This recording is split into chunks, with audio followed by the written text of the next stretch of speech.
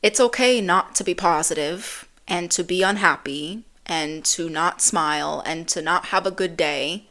It's okay because you're human and it's okay to be human. Hey guys, I'm Laure and welcome back to Learn to Love You, a show all about self-love and learning to heal the most important relationship that you have in your life, which is the relationship between you and yourself. Together we'll unlearn all of the conditioning that might have kept us down over the years while also learning how to have a better, healthier, more successful, secure relationship with ourselves.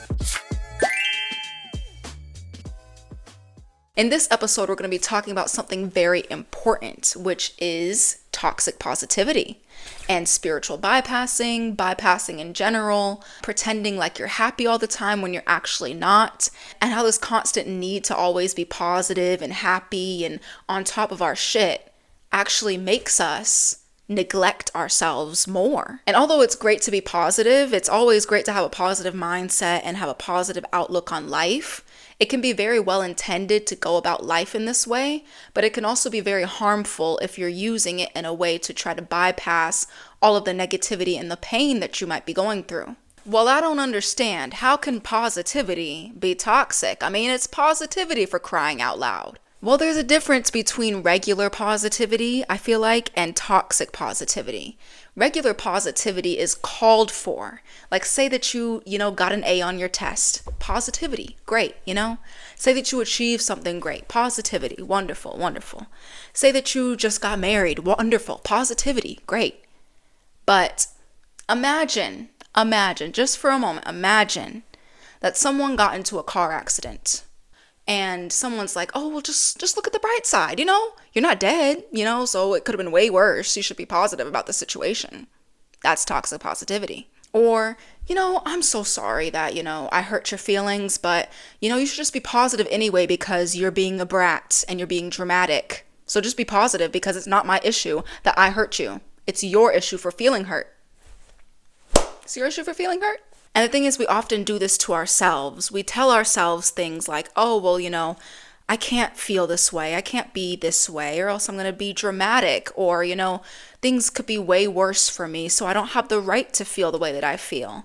Or, I shouldn't complain about this thing that's actually really bothering me because I should always look at the bright side of things, or the bright side of life. Or all of my negativity, that's just an illusion. I don't believe in the illusion. No, I believe that everything is love and light. And, all the negativity, all the sadness, all the anger, all of the fear, that's just an illusion. And I should just bypass it. It doesn't exist because I am love and light. So therefore, all my shadows, they don't exist. I'm love and light. And yes, you are love and light. However, you are also human as well. And this is something that really took me a while to learn, especially since I set off on the spiritual path and everything like that. They're always preaching things like, oh, just, you're love and light. Everything negative is just an illusion. Always focus on the positives in life, or else that's going to lower your vibration if you focus on the negatives. And you don't want to lower your vibration. But this took me out of the human experience. This took me out of feeling like I can actually feel and embracing my feelings as they are. This led to me running away from my feelings rather than learning how to embrace them and how to accept them. And this made me afraid to feel the negative feelings. If I'm so afraid that my vibration is going to dip because I'm feeling sad one day or I'm feeling angry one day, then that means I'm always going to be in fear of these emotions. And that's not high vibe. And we have this idea that if we're even just negative for a moment, if we have a complaint about something, if something hurts, if something bothers us, if something makes us uncomfortable, we just have to overlook it. Because if we stay in the negativity for too long, oh no, I'm going to lower my vibration. So I have to always be thinking highly of life and of my circumstances, or else that means that I'm going to attract more negativity into my life if I'm not always thinking about the bright side. And I can't allow myself to have a bad day, a whole day of negativity. Oh my gosh, I'm gonna really ruin my life. But I feel like this whole culture around having a high vibe and having these positive outlooks on life all the damn time has really pushed us into these holes. They pushed us into these holes of feeling like, oh, I can't feel my anger. I can't feel my sadness, or else I am going to up my life somehow. If I just sink into it, that means that I'm doing something wrong, or I'm a bad person, or I'm just going to attract more negative experiences because I'm really going through a lot of grief right now. But I can't feel the grief, I can't feel it because I have to be high vibe all the time. I have to put a smile on my face when I actually feel like crying. Life itself is composed of light and darkness. And if you're only focused on the light, if you're only looking at the light, like I'm looking at the light right now, I'm going to go blind eventually. If I only look at the light, I'm going to go blind. Like literally, I can't even see the camera anymore because I went blind. And like there's nothing wrong with looking at the light, but if you're only focused on the light side of life and you try so hard to ignore the dark, you try to just shove it away, you just try to pretend that it doesn't exist, you're going to live your life in a state of fear. You're not going to live in a state of radical acceptance, knowing that the dark is also a part of life. And when you try to focus only on the light and try to shove away the darkness, you're going to put yourself into a vacuum. You're never going to be able to truly understand yourself and understand the things that you're feeling because you feel like those things are wrong or shameful. And if you're trying so hard to avoid the darkness, ultimately you're going to be faced with the darkness regardless of how much you try to run away from it. And the thing is, you just can't outrun the darkness. You have to just accept that darkness is a part of life. Darkness is a part of you. Darkness is a part of this whole experience. But it doesn't mean that the darkness is bad. The thing is, we think that the darkness is bad. So therefore, I only have to look at the light.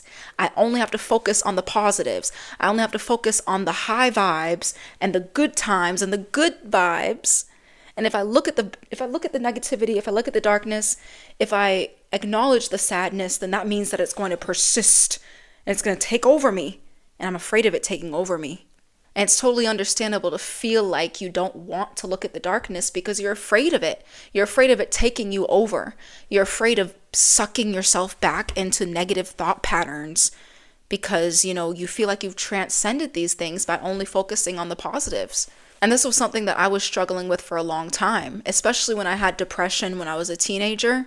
I was really in those negative thought loops and those thought cycles and those thought patterns. But then when I had my spiritual awakening and, went through a whole healing journey and I really learned to love myself, I really started focusing on the positives of life. But then it got to a point where I was only looking at the positives and trying so hard to avoid the negatives. Because if I look at the negative, I might suck myself back into depression. I might, go back into that low vibrational state if I acknowledge the fact that I'm sad. I thought that the sadness would take me over again. I thought that the anger would, devour me if I acknowledged it. But I realized that it's actually the opposite. Because whatever we resist ends up persisting anyway. So we just have to allow it in, and it comes in, and it does its part, and it leaves. You can also open the door for it to leave. But if we're so afraid of our negative emotions because we think that they're going to take over us, we're always going to be avoiding them. We're always going to be running away from them. You have to realize that there is nothing that you have not gotten through already. You've gotten through every single day of your life, every single hard day of your life. And whatever you're going through right now, this too shall pass.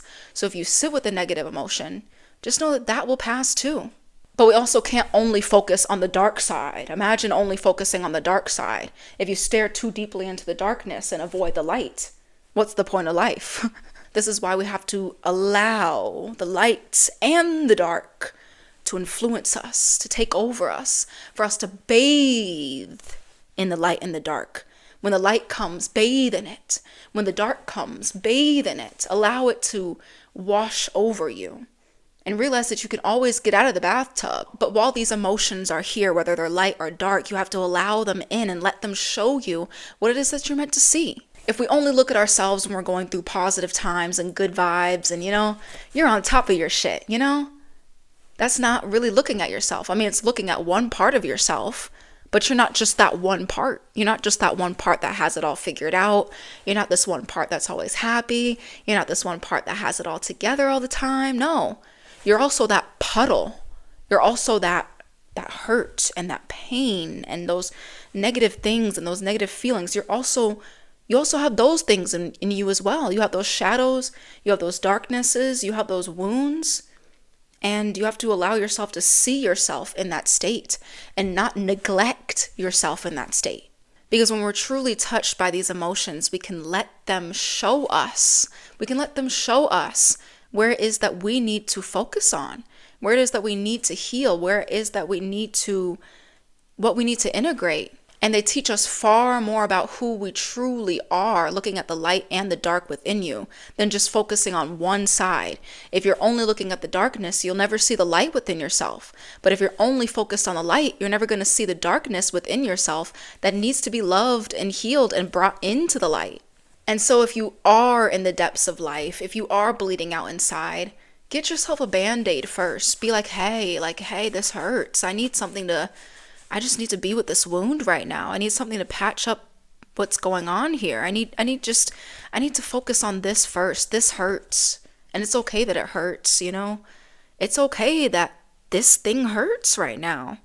But I have to acknowledge that it hurts. The higher perspectives will always come to you once the bleeding has stopped. But first you got to get yourself a Band-Aid and patch up this wound that's obviously infected, or it's bleeding out, or it's demanding your attention. But the first thing you need to do is go to the wound itself and give the wound itself attention and give the wound itself some love. And then move into all the healing stuff. Move into all the creativity and all the knowledge and the integration and all that fun stuff that comes later. But first you need to meet yourself where you're at. And I feel like we also need to redefine this idea of strength. We think that strength is showing no emotion. No emotion. Genuine question, why does strength have to be no emotion? Why can't strength be showing all the emotion? Why can't strength be laughing your ass off and then crying your ass off? Why can't strength be acknowledging when you're actually happy and then acknowledging when you're actually feeling down in the dumps?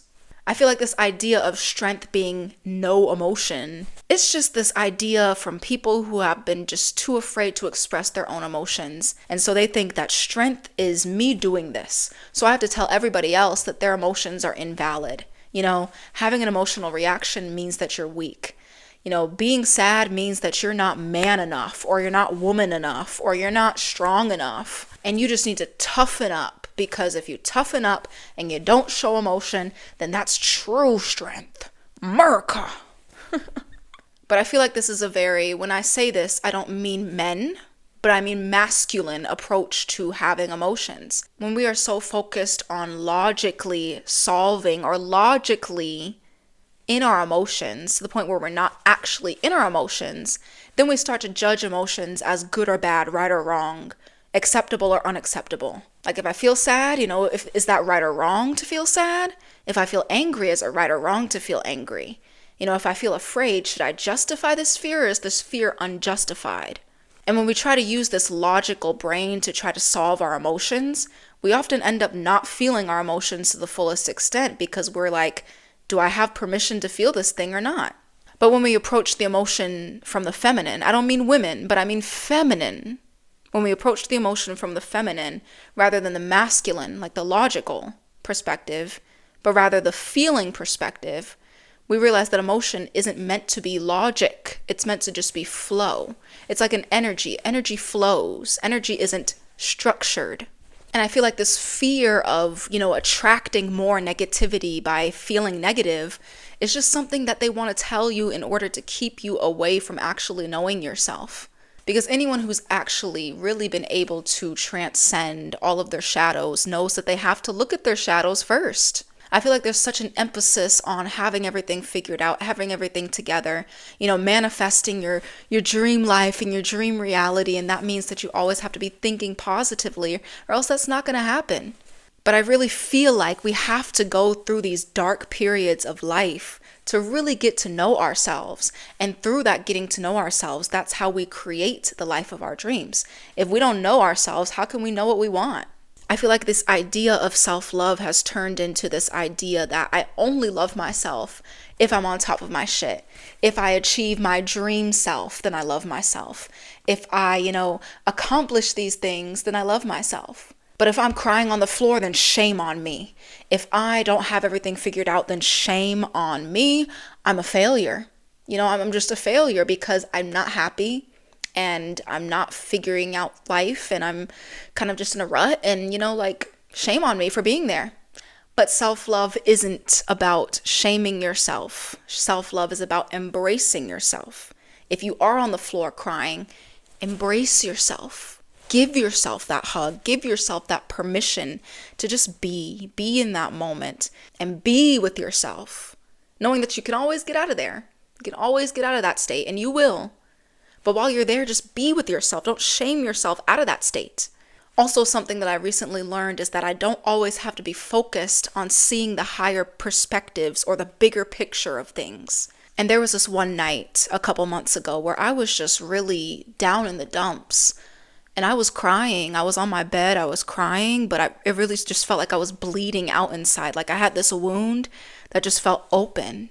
And it was just very tender and very sensitive. And just at the drop of a hat, I would start crying because I was just basically like bleeding out because this wound in my heart, it just felt open and exposed. Like, those times where you're just going through a lot of things and you're just having a really hard day and it just really hurts. You know what I'm talking about? But I recognized what I needed in that moment was to just be with myself and to just hold myself as I was and not try to force myself to find something to be grateful for or to find something, to get myself out of it mentally. The thing is, I've always tried to get myself out of my painful situations mentally, but I realized that I can't mentally solve myself out of my emotions. My emotions are things that need to be felt, and if I can't see the higher perspectives in that moment, they're going to come to me later. It's not like I'm cut off from the higher perspectives because I'm having a hard day. And I just have to allow myself to be at that low point without trying to force my way out of it with logic and reasoning. And when we're in these really low states, when we're really feeling a lot of negative emotions and we're feeling really, really heavy, I like to see it as us being in a trench. Like we're at the bottom of a trench. The trench is dark. The trench is hard. The trench is scary.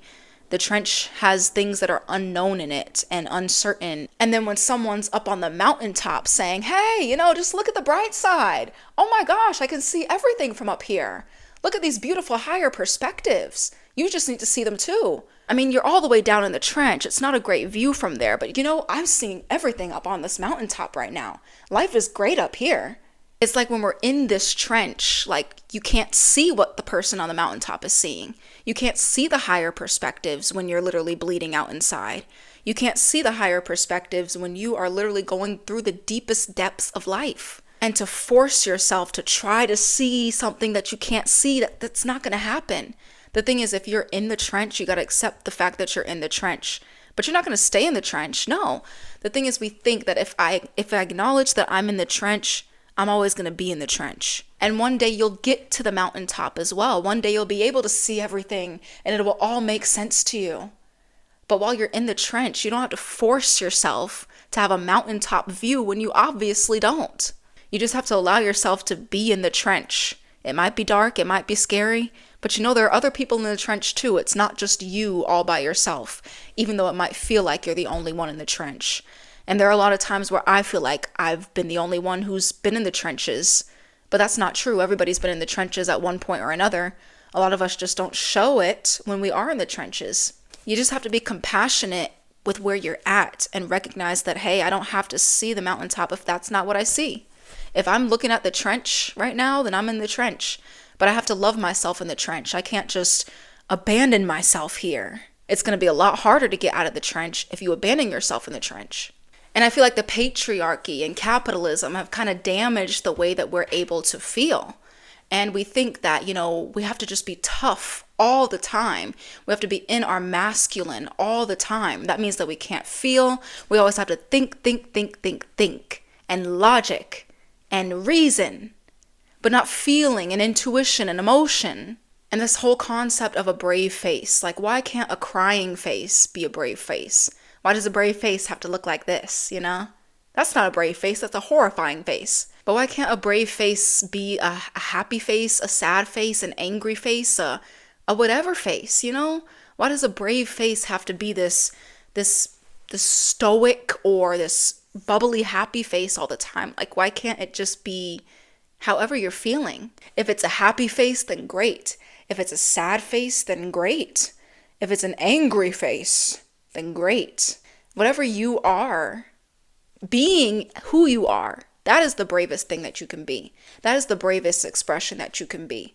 Not an expression that they want you to be, but an expression that you actually are. That is a brave face. That is a brave expression. And the healing really starts when you acknowledge the fact that you are suffering in whatever capacity it might be. When you're not having a good time, when you're not feeling good, when you're in the depths of life and you just say that this is where I'm at. That's when healing takes place. And if you're always telling yourself, well, oh, that hurt, but I can't focus on the hurt. No, I have to focus on the positives or else I'm never going to get through the hurt. No, focus on the hurt. It's not going to kill you to focus on the hurt. I recognize that the true healing within myself starts when I just simply acknowledge that, hey, I just don't feel good right now. I feel pretty bad right now. I feel pretty sad right now. I feel pretty angry, or I feel afraid right now. But I just have to first acknowledge the fact that I'm not okay in that moment. And I have to allow it to move through me in order to be okay again. But loving yourself is taking all parts of you, the light, the dark, the shadows, the anger, the whatever it might be, and just being like, I see you. I feel you. I give you permission to exist. And I take you in as a part of me. I don't need to be afraid of you. Come here. Come here. But in order to transcend those states of fear and to really tap into who you truly are, you have to learn how to embrace all parts of yourself and hold all parts of yourself near and dear. Positivity and happiness do not equal strength, and sadness and negativity don't equal weakness. But the only way that we can grow as people and the only way that we can learn how to love ourselves more is to realize that it's okay not to be positive and to hold ourselves when we're feeling negative. And to take in all parts of ourselves and give ourselves permission to feel and be authentic in the way that we're feeling. Authenticity comes from embracing yourself as you are in every single moment. Whether you're happy or you're sad, whether you just accomplished something or you have nothing figured out, whether you are gaining so many things or you're losing so many things, just loving yourself in the space that you're in and embracing yourself as you are and moving through the world in that state. Those are all keys to authenticity. And those are keys to freedom. Because then you're not pretending. You're just being. And being is the best way to be. But I hope that you guys enjoyed this episode today. If you enjoyed the video, please press the like button and the subscribe button because we are coming back with new, fresh content for Learn to Love You. But if this video or podcast episode has given you a tool or a piece of advice that you'd like to take, please share it with a friend. Share this video, share this love, share this light, push it out into the algorithm so other people can see it and hear it and know about it.